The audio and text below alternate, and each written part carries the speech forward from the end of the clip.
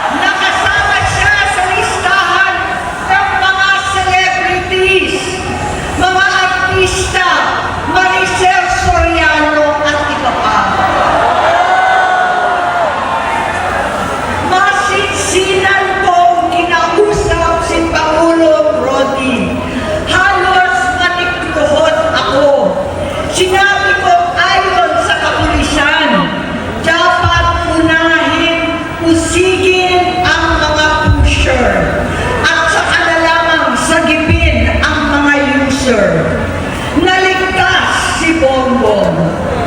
Labis ang takot ko at pag-aalala. Kinausap ko siya at nagsabi siyang talagang siya ay nagbabago na. Muli at lagi, hindi ako nawalan ng pag-asa. Ako'y naniwala ulit. Mula noon ang natatanggap ko na lang na balita tungkol sa kapatid ko ay regular na pagpapadoktor. Kaya kumalma naman ako. Inisip ko, totoo, dahil na-opera na ang tuhod niya sa gout. Siguro, totoo na ito. Hanggang nito, nalaman ko na tuloy ang paggamit niya sa mga party na garapalan ng hahain ng droga. Pinagmamalaki pa ng mag-asawang kayang-kaya nila ang microdosing ng cocaine. Hati-hatiin daw para 4 na beses sa isang araw. Hindi mabibisto. Ang pagpapadoktor, pinalabas nilang mag-stem cell. Nagpapalit daw ng dugo, nagpapa-blood transfusion. Kayang-kaya raw, hindi ko maintindihan ang pinagsasabi. Noong 2021, kahit papano, nagkikita kami at nagkakausap. Sumamba siya sa aking talagang hinintunan niya. Naniwala ako kasi sabi niya gusto niyang tumakbo. Ang sabi ko, tutulong ako sa abot ng aking makakaya. Ipinakilala ko si Bongbong kay Inday. Naging magkatandem sila. Pagkatapos noon ay biglang hindi na niya ako ulit kilala. Kahit si Inday, nagtataka, bigla ko na itsapwera. Kahit ganon, nangampanya pa ako para sa kanya. Kahit si Inday na lang ang aking nakakausap. Hindi ko alam bakit ako nakabang sa headquarters nila sa Mandaluyong. Hindi ko alam bakit walang nagre-report sa akin tungkol sa kampanya. Sa totoo lang, masakit mang aminin, nung dinidisqualify na siya, halos papaboran ko na sana dahil may nagsumbong sa akin mula sa kanyang campaign team na gumagamit na naman siya. Nung sinabihan ko, siya at mga taong nasa paligid niya, nagkaisa silang tuluyan akong alisin sa kampanya na ako naman ang bumuo. Sinabi nilang gusto ko na siya ay mag-disqualify para ako ang pumalit. Hindi totoo yun! Iniisip ko ang kalagayan ng aking kapatid at paano siya magsisilbi kung ganyan ang kalagayan niya. Pero pinaparating sa akin na hindi siya lulong at minsan na lamang tuwing nagpa-party. Hindi ko maipaliwanag bakit gusto ko maniwala at hindi mawalan ng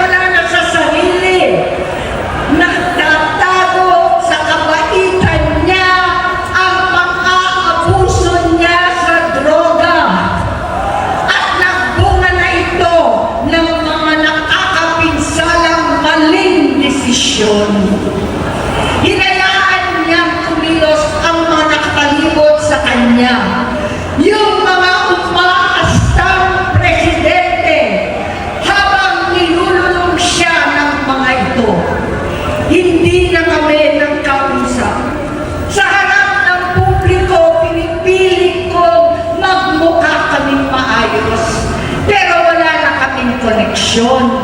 Hindi ko hinihiling na maunawaan ninyo ako, lahat kayo. Sa palagay ko, ang makakaunawa lamang sa akin ay ang mga pamilya may pinagdaanan sa adiksyon, sa inom, sa sugal, sa alak, sa bisyo, higit sa lahat, sa droga. Pag hindi ko siya nakakasama, buong aking loob na ipasok sa institusyon, ipagamot, iparihab ko na yan. Pero tuwing maghaharap kami noon, hindi kaya ng aking kalooban na gawin yon. Tuwing magsasabi siya sa akin na magbabago na siya, hindi ko siya kayang liisin. Hindi ko kayang ipagkait sa kanya pagkakataon at pagbabakasakali, umaasa ako at laging nananalangin na sana, oo nga, nagbago na siya. Hanggang dumating ang 2024 at 2025, yung bisyo niya na ang dahilan ng pagbaha ng korupsyon, kawalang direksyon, at maling-maling mga desisyon. Walang accountability, wala nang hustisya. Hindi na niya alam ang nangyayari. Hindi na pinapaalam sa kanya ang mga pangyayari. Sinamantala ng mga ito ang paggamit niya ng droga. Kinangkam na nila ang kaban ng bayan, habang ang mga dating tumatawag sa amin ng magnanakaw ay nakakita ng pagkakataon sirain ang lahat. Nagagamit na nila si Bongbong para sirain si Inday.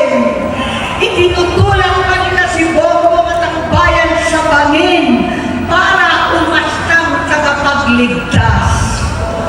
Mula sa pagtraidor at pagpapahamak kay VP Inday, sa confidential funds na tutuusin ang galing naman sa opisina ng Pangulo, hanggang sa pagpadukot sa dating Pangulong Duterte para itago na lamang sa ibang bansa.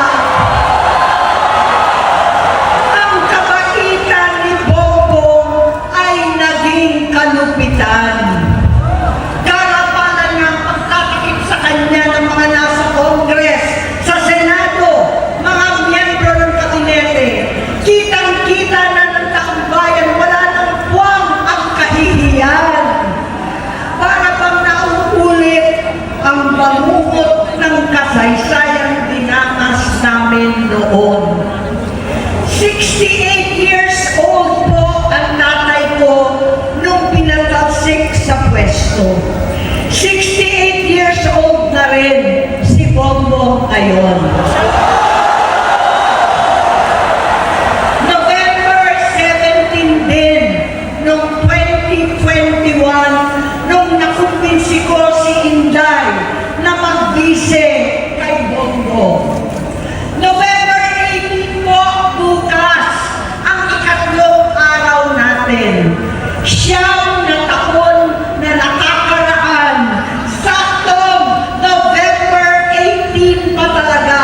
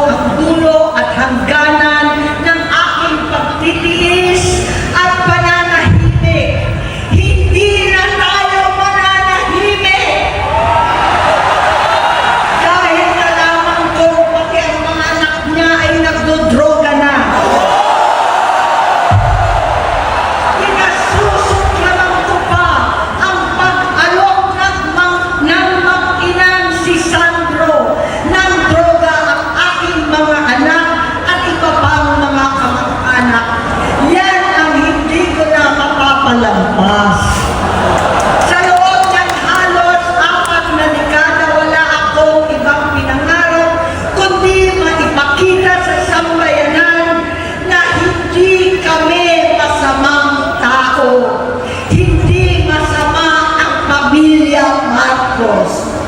Gusto kong ibangon ang dangal ng aking ama sa pamamagitan ng nagpagtatrabaho para sa bayan.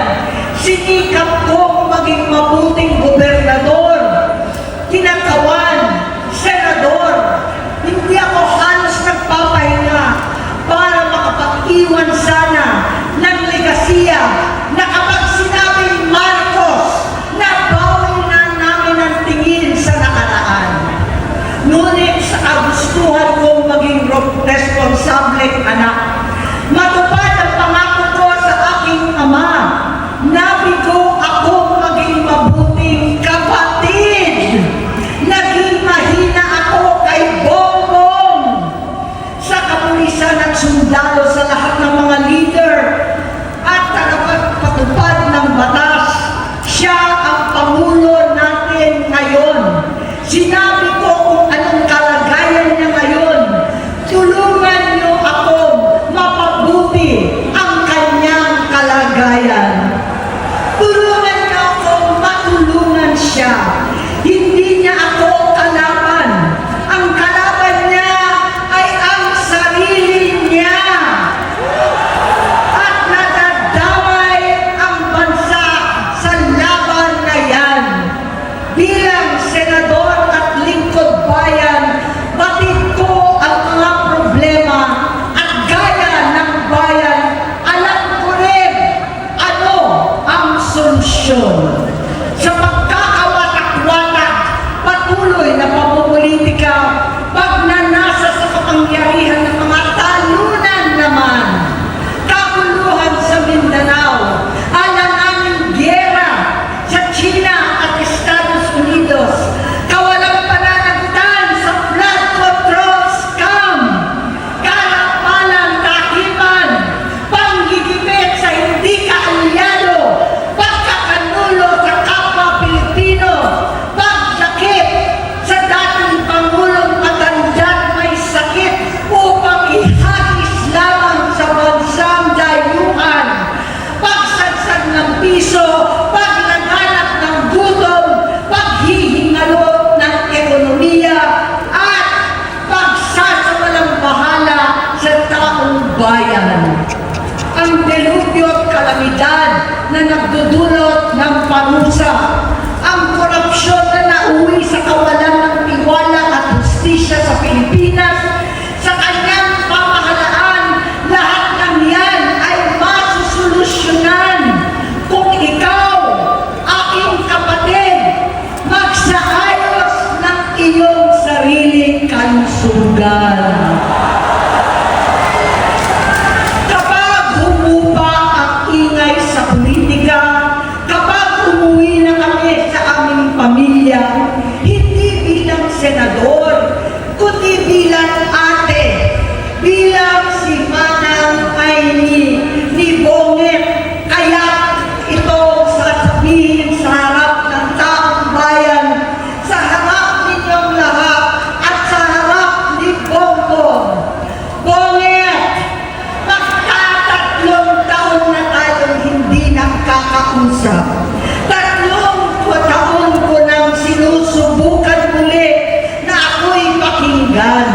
Siguro ngayon ay makakarating ng buo ang gusto kong sabihin. Walang mababawasan, hindi madadagdagan. Bongbong, nag-aalala sa'yo si Manang. Tuwing nakikita kita sa TV, gusto kitang puntahan. Napakalaki ng pinagbago mo. Itsura, pagsasalita, takbo ng pag-isip. Minsan, napapatanong ako sa sarili ko, ikaw pa ba yan? Si Bongbong ba talaga yung nakikita ko? Pero ako, aling ko, ako pa rin ito. Ako pa rin ang ate mo na tumayong ama't ina sa inyo sa ibang bansa. Ang kasama nyo sa sumubok na sanggahin lahat ng sakit para sa iyo. Ang kapatid mo na hindi mo kailangan hingan ng tawad dahil agad ka nang iniintindi at tatanggapin dahil mahal kita. kita. Nasa Bagong Tipan, kay Lucas, Kapitulo 17, versikulo 3 hanggang 4. Kung magkasala ang iyong kapatid, sawayin mo siya. At kung siya'y magsisi, patawarin mo siya.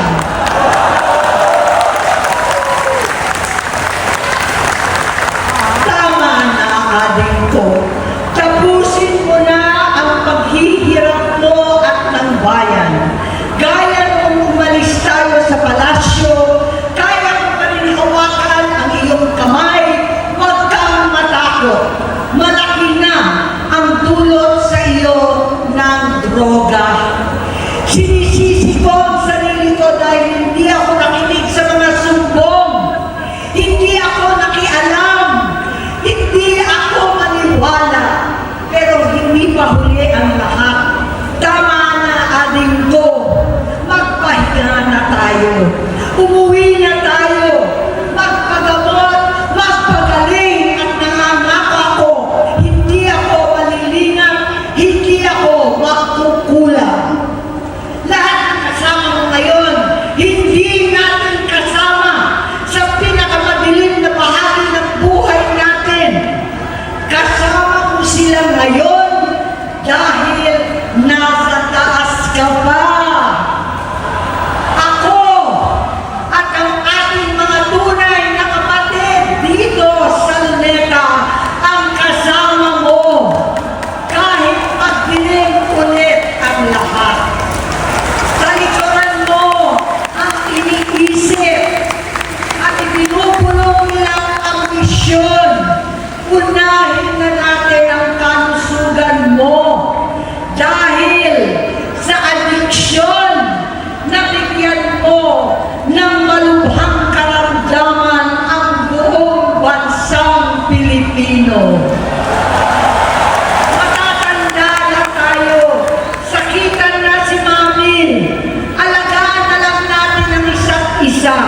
Kaliwat kanan man ang pambuhusga sa akin, malinaw sa aking puso na dapat mauna ang Diyos, ang bayan, pamilya at sarili. Hanggang sa mga oras na ito, Bonget, gusto kong malaman mo na hindi kita sinusukuan. Hindi ko kakayanin kung mapapahamak ka. Kaya hinihingi ko na tayo'y umuwi na, mamahinga, alam sa iyong kalusugan.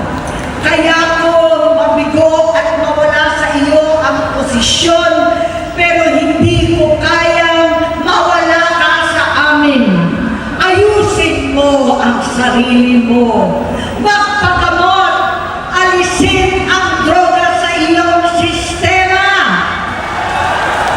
Wala akong ibang gusto kundi gumaling ka, malagpasan natin ito muli. Dahil wala akong ibang hinahangad bilang ate, kundi maging masaya ka, maging ligtas sa panganib, malusog, matagumpay sa buhay. Itama ang mali, labanan ang adiksyon, at ako hindi kailanman aalis sa iyong tabi. Susuporta at hindi titigil manalangin kasama ninyo dito sa Luneta at sa buong mundo. Dahil iyon naman ang tungkulin at ibig sabihin ng salitang kapatid, kapatid, mabuhay kayong kapatid. Maraming salamat.